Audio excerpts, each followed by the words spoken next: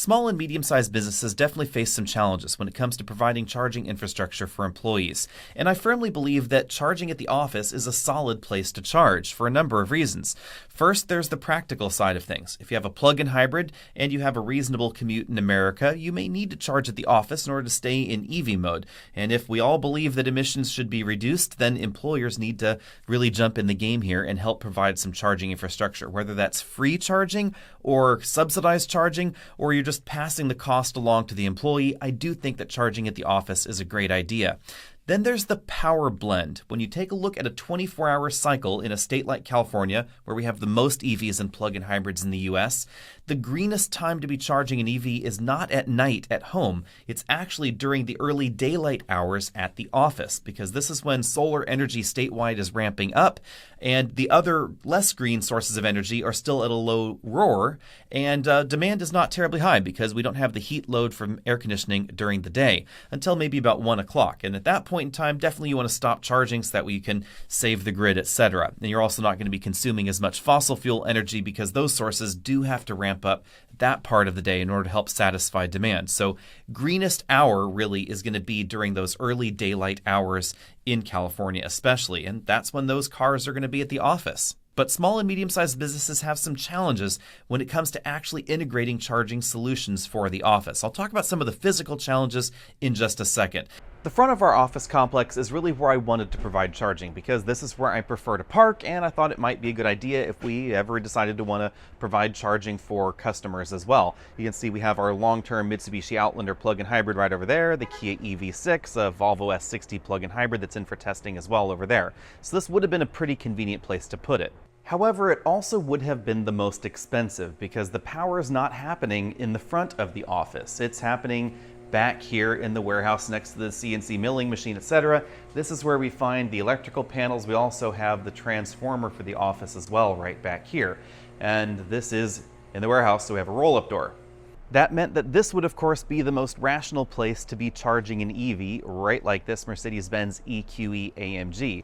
And we ended up doing that with our first JuiceBox Pro. This is a 40 amp model right over here. This is the one with the plug, so it actually has a 50 amp plug right there. I wasn't sure if we wanted to hardwire it or if we wanted to maybe move it or something like that, so that's how it ended up here. We have two suites here in San Jose, so this one is located right next to the, or I should say right next to the roll door in this suite, and then we have the suite right next door. So this is the solution for small to medium-sized businesses. We have an employee over here with his plug-in hybrid Ford C-Max, and that was the impetus for deciding that we needed to have some sort of method to charge. We decided to supplement the electricity charges, so we charge the employees 15 cents per kilowatt hour. We pick up the other 20 cents per kilowatt hour, and this is how it works. So basically, you just use your RFID card, you tap it on the box there, you pull the charge plug out, and then you plug it into your EV. When I started researching what we could do to provide charging for our employees, I do own a small business located here in San Jose, California, and on the other side of that wall, we have 10 employees, one of whom now has a plug-in hybrid, so yay for him. And he wanted to charge it at the office. I said, great, I fully support this. I believe in it. We need to have some policy. We all sat down and we decided that what we should do is subsidize the electricity. So we charge the employee 15 cents per kilowatt hour. Currently, we are paying an average of 35 cents per kilowatt hour. Let's talk about the power cost here now. Not everybody has equal power costs in the U.S. Obviously, some people say, I have 8 cents per kilowatt hour. That is fantastic. Good for you. That is not how that happens here. And there are a few reasons for that. First off, we pay for 100% renewable energy here at the office, so that raises our costs notably. Last month, we consumed 3.88 megawatt hours of energy, and we paid $1,379, so you can do the math there. Now, on the logistical, physical side of things, there aren't very many charging solutions designed specifically for small and medium-sized businesses. And I'm talking about businesses like mine, where we want to have 2, maybe 3 at some point in time charging stations for people to charge. We're only interested in level 2. I did toy with the idea of a slow level 3 DC fast charge station here that may make things easier to integrate as far as the transformer in the back. If we went beyond 2 stations, that's probably something that we would look at. But at the moment, I wanted something that was basically a 40 to 50 amp EVSE with the ability to at least record how many kilowatt hours employees were using. And I didn't want it to be available to the general public because we just don't have that kind of power infrastructure here. So that led me down the rabbit hole of finding the appropriate EVSE. Obviously, Chargepoint is the elephant in the room, so let's talk about this solution first. There are several in the Chargepoint lineup, but the important thing to remember is that Chargepoint is really the brand that is dedicated to providing public charging infrastructure on a bigger scale. So if you find an office complex, a hotel, a retail establishment, or a public parking garage, etc., you're probably going to find a row of Chargepoint stations there. Usually the CT4000, those are 30 amp EVSEs. There are a number of different EVSEs in this series here. These are the ones that are usually on the pedestal. They've got the cables that, suck back up automatically with cable management devices, and usually 2 plugs. You'll find these at airports as well. These are fantastically expensive. I am shocked actually by how much this setup is. This is the gold standard, but $6,400 to $10,500 depending on the type of EVSE you want in this lineup. That is really expensive. Then, of course, there's installation. You have to trench out to the parking lot, locate them there, etc. The less expensive option for smaller businesses is the CPF 50. This is a 50 amp EVSE that doesn't seem too bad at first glance. It's $1,915 is the lowest price I was able to find. This is kind of cool because it is more software adjustable than some of the other options. But there are a few things to keep in mind. First, the smart load balancing is cool. So 2 ports can share a 70 amp breaker, and you can adjust the output of the EVSE from 16 amps to 50 amps in a number of different increments. But the costs are all fairly high. So in addition to the $1,900 for the EVSE, you also need to pay $300 a year for the charger to exist on the cloud plan. You'll also need 1 gateway for every 9 chargers. So all in all, a single port solution is going to cost you at least $2,700 plus installation. So that's pretty high there. You also need to have the site validated if you want the warranty bundle that will give you on-site repairs, parts, and labor. Then there's, of course, that $300 a port thing. I was not able to get a good estimate on the site validation. Site validation is somewhat important for the Chargepoint network because of the way that Chargepoint operates things. If you get the Chargepoint setup with the pillars or with the regular the CPF 50, the smaller one, then they will service it. So you keep paying that yearly fee, and something goes wrong, they replace the part. They'll even do on-site repairs.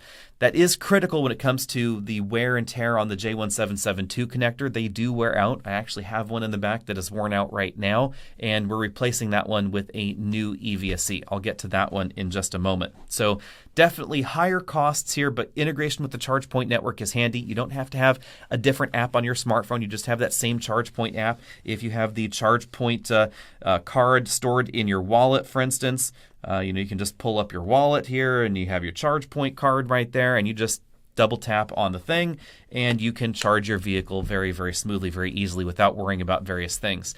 If you want to provide charging for customers, visitors, etc., the general public, that's really the way to go because it's one of the larger charging networks.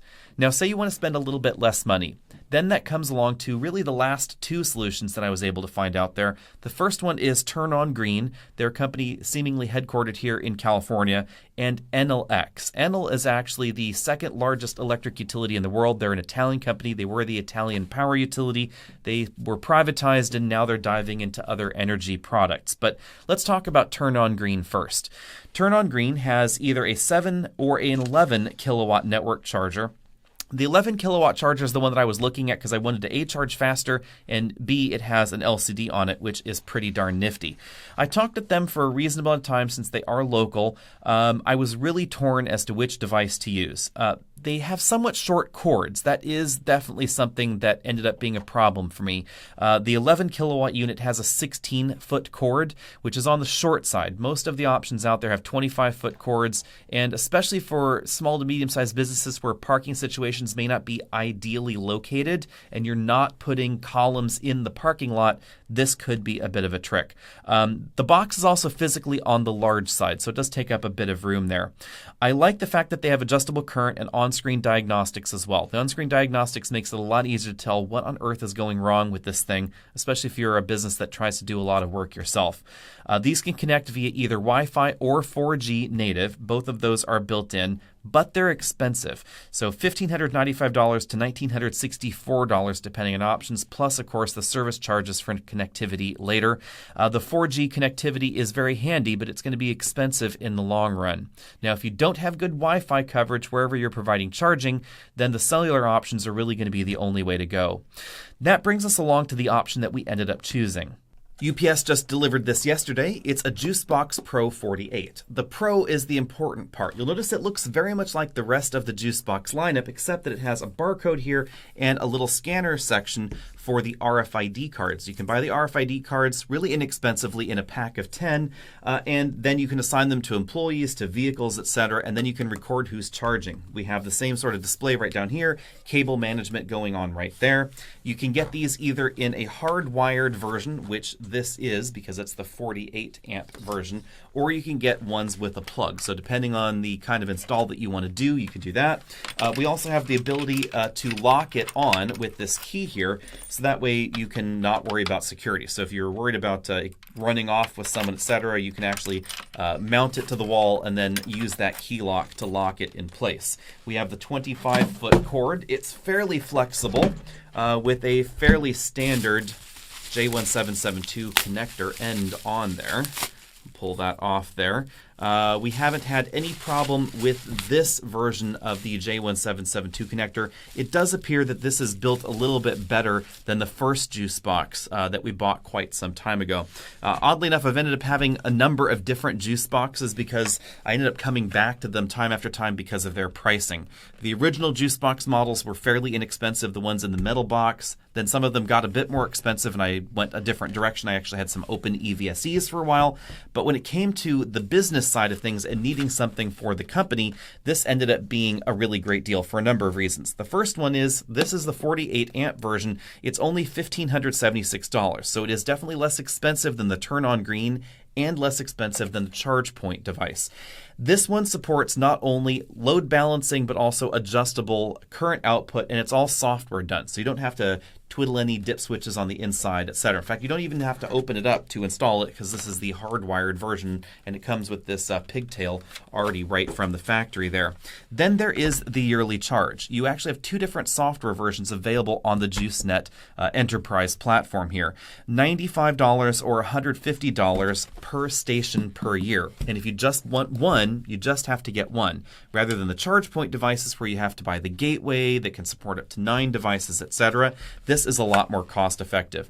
The Business Edition version allows for free or restricted time charging, time of use control, load balancing, so you can stay under demand charges for your business. And it's not just load balancing for a circuit, so you can share a circuit for up to 3 of these.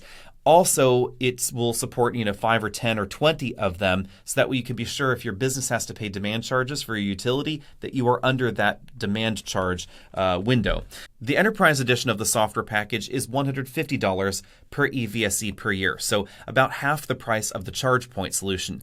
This would allow you to charge the general public for charging. They have to download the X-Way app, enter a credit card, etc., and then the app will charge them for their charging. They use the little QR code right here on the front of the EVSE, and then you will actually get the deposit back at the end of the month for all that charging there. You can also set different rates for different employee groups, which you can't with the regular package, but you have that reporting, so you don't have to worry about that really anyway. You just log the RFID card. You can see exactly how many kilowatt hours they did. You can do your own calculations, and at the end of the month, you just true up with your employees. That's what we end up doing here. Since I'm sure I'm going to get questions about this in the comment section, no, this video is not sponsored by NLX. I ended up getting this JuiceBox Pro myself. I actually had to pay the $1,576 for this EVSE to go mate it with the other EVSE on the back wall. So let's go take a look at that now and talk about some of the logistical challenges and organizational challenges for small and medium-sized businesses as well.